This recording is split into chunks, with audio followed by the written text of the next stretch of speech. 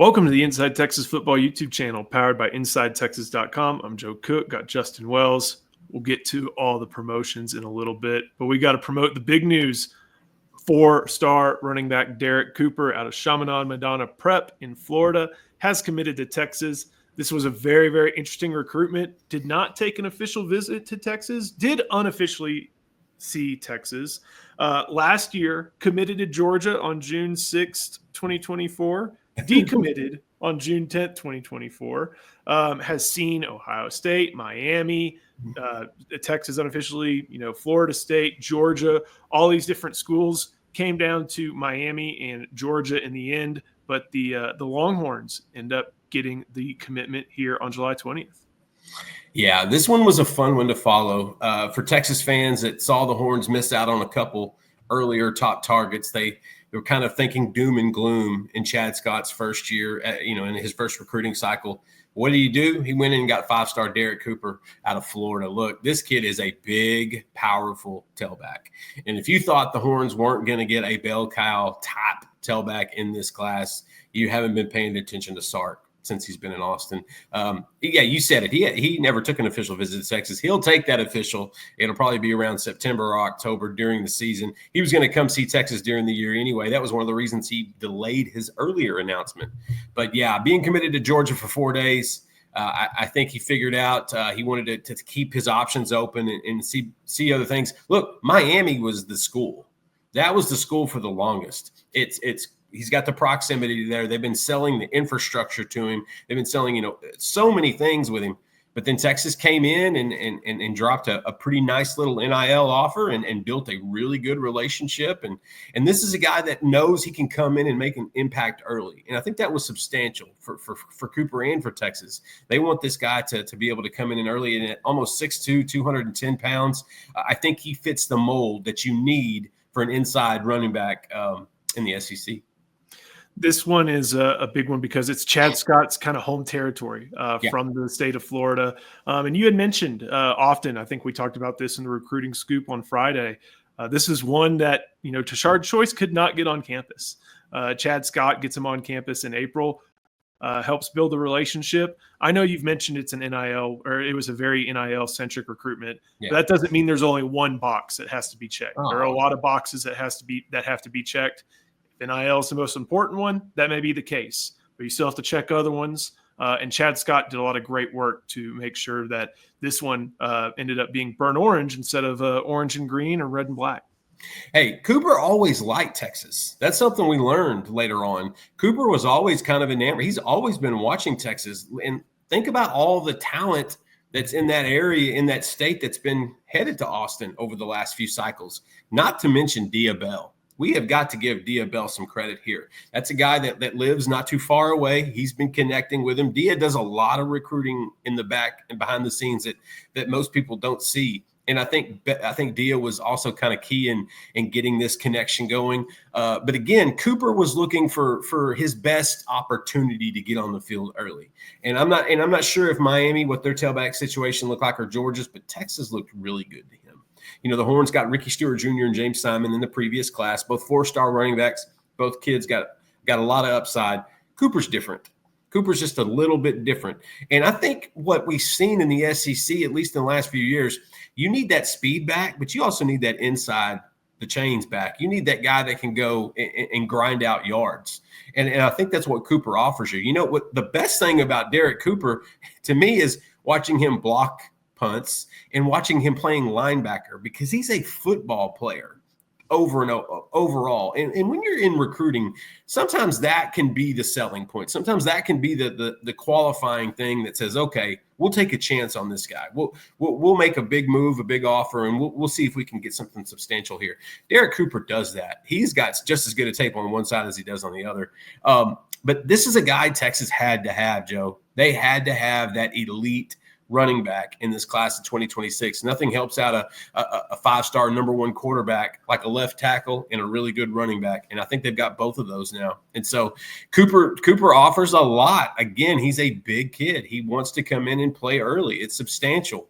Georgia was the other team to beat out. Miami pretty much conceded him maybe a week or so ago, but they're not going to let up. I'm told Miami is going to continue to recruit him. They could even match an offer down the road. They're hoping to have a really good season in 2025 and to parlay that momentum into potentially flipping him. But right now, Derrek Cooper he's a Texas Longhorn, and he'll take his official earlier in the fall. Like you said, he's already been on campus in April for 2 days. Him and his family really enjoyed the facilities. They enjoyed the staff. They enjoyed the environment. They saw that as an opportunity for him to not only build himself as a football player on, but also off the field. Texas has been great about doing that in the NIL era. And so, end of the day, Texas gets a 5-star tailback, and they get even closer to a top 5 class in 2026. 5-star, 4-star, a lot of people think highly of him. He's the number 1 running back in another ranking. Right. I think the re-rankings have brought him down to a 4, an industry ranking 4, if I'm correct. But I think that was a couple of days ago. So. Right. But overall, when you're looking at top 50 prospects committed, this is the 5th. You've got Dia Bell, Richard Wesley, Tyler Atkinson, Jermaine Bishop, I believe, and now Derrek Cooper. Top 50 prospects. Am I missing one? John Turntime. I think he's just outside. I think he's in the 60s range. Richard Wesley. Yeah. Wesley, Bell, Atkinson, I think Bishop, and now Cooper. Johnson. Yeah, exactly. So this is just another strong addition, and it's one of. Are we getting closer to the Florida 5, Joe? Oh my gosh, we don't need to go over that. That was almost a decade ago. I know, but I'm trying to think of how many kids from the state are coming to Austin, and I'm like, okay, we might need to rekindle that old motto. We can leave that in the past. Before we keep going, though, got to show some love to our sponsor, that is Andre the Lawyer. This video is brought to you by Andre the Lawyer. If you're injured, trust the team that secured millions for their clients and helped thousands of Texans with their injury case. Car wrecks, slip and falls, 18-wheeler accidents, on-the-job injuries, and wrongful deaths. Don't let insurance tell you what your claim is worth. Hire Andre the Lawyer to fight for you. Principal office is in Dallas, but they serve Texans throughout the state. So don't wait and call Andre the Lawyer today at 214-444-8808. That's 214-444-8808. The contact information is in the description. One thing to finish on when we're talking about Cooper, we know that Tashard Choice took 2 every single class. Trey Wisner, CJ Baxter. Yeah. Man, I'm going to blank on some guy. Oh, Jarrett Gibson, Christian Clark. There we go. And then Ricky Stewart and James Simon. Now, I know Chad Scott would probably prefer to. Maybe that's feasible. Maybe somebody pops up. This was the only running back I think Texas had an offer out to that was not yet committed.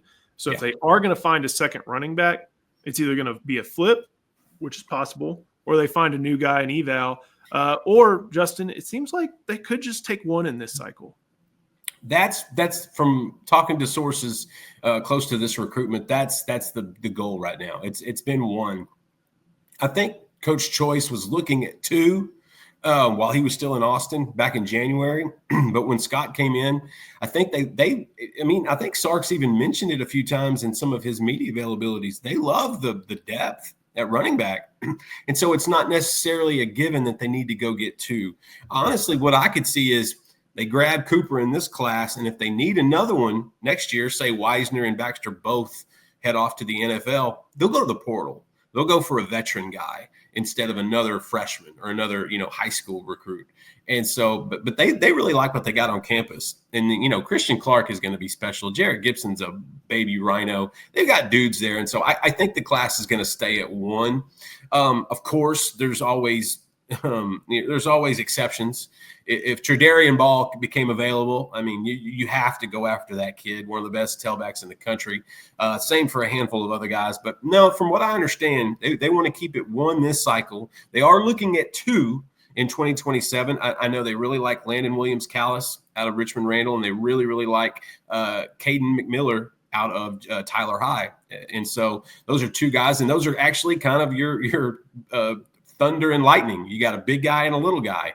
And so, but Cooper definitely fits in that big guy category. I think he's going to be the one. Again, things change. You could see another running back pop up, maybe a late senior eval. I know they really like New Boston tailback Ashton Rowden. He committed to Texas Tech a couple weeks ago. He's got some really good tape. They like Ryan Estrada, a Minnesota commit out of West Texas. They really like him too. But I think with Cooper in the mix, they are happy with that one, understanding that he'll be ready to come in and make an impact, and then they'll go back to 2 in the class of 2027.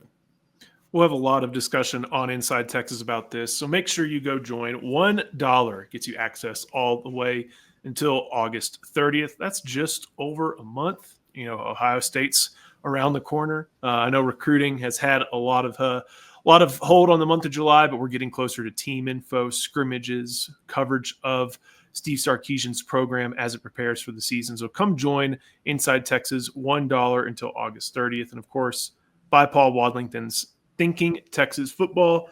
Got a link in the description. This is the best Longhorn preview that there is. Every position, every player, every opponent, every SEC team, and a look at the landscape of college football. And of course, Eric Nahlin has a review of the 2025 class, ranked number 1. And here we are talking about a 2026 class that's climbing up the ranks. So, Justin, thank you. Thank you for watching. Make sure you like the video and subscribe to the channel. We'll see you next time on the Inside Texas Football YouTube channel, powered by InsideTexas.com.